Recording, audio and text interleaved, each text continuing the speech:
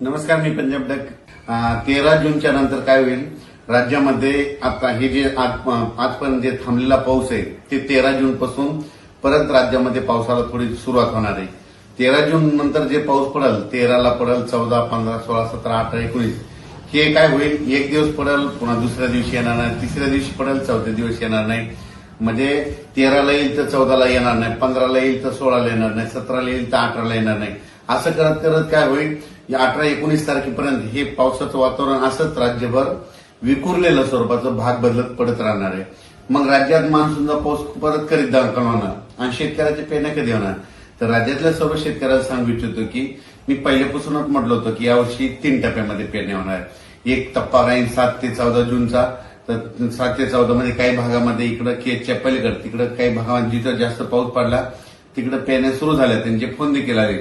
इकडे सातारा, सांगली, कोल्हापूरकडे देखील ते सोयाबीन तिकडे देखील काही भागामध्ये पेरण्या सुरू झाल्या, लागवडी सुरू झाल्या. पण काय झालं त्याच्यानंतर महाराष्ट्रामध्ये की आपल्याकडं महाराष्ट्रामध्ये पाऊस सगळीकडे पाऊस चालत नाही.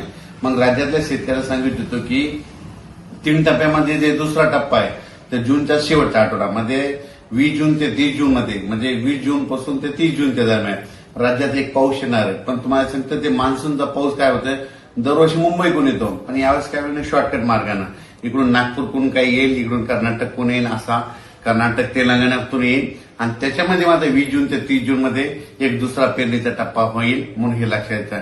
त्याच्यानंतर परत याच्यातून जर काही शेतकरी उरले तर परत एक तिसरा टप्पा पेरणीचा राहणार आहे. आणि त्याच्यामध्ये तुम्हाला सांगतो 10 जुलै ते 15 जुलै मग त्याच्यामध्ये राहिलेल्या सगळ्याच्या पेरण्या त्याच्यामध्ये होतील.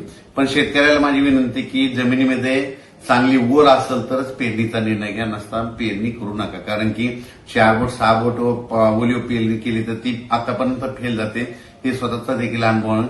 म्हणून जमिनीमध्ये ईदवर ओल गेली त्यानंतर पेरणीचा निर्णय तुम्ही स्वतःचा घ्यायचा.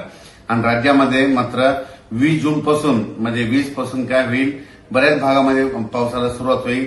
मग ती मान्सूनचाच पाऊस असेल. 20च्या नंतर ते 21, 22, 23 जसं जसं ते जूनच्या शेवटच्या आठवडा येईल तसं मग काही भागामध्ये बऱ्याच ठिकाणी मान्सून दाखल होईल आणि त्याच्यामध्ये देखील एक पेरण्या होतील. आणि त्याच्यामधून जर काही शेतकरी उरले तर 10 जुलै ते 15 जुलैमध्ये पेरण्या होतील म्हणून हे लक्षात घ्यायचं.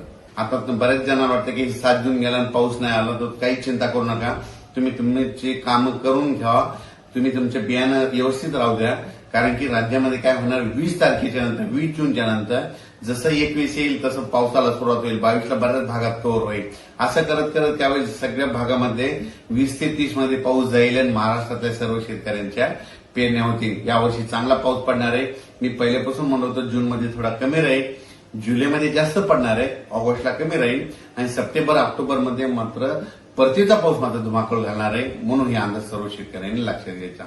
महाराष्ट्रातला जो दक्षिण भाग आहे तर त्या दक्षिण भागामधल्या म्हणजे इकडे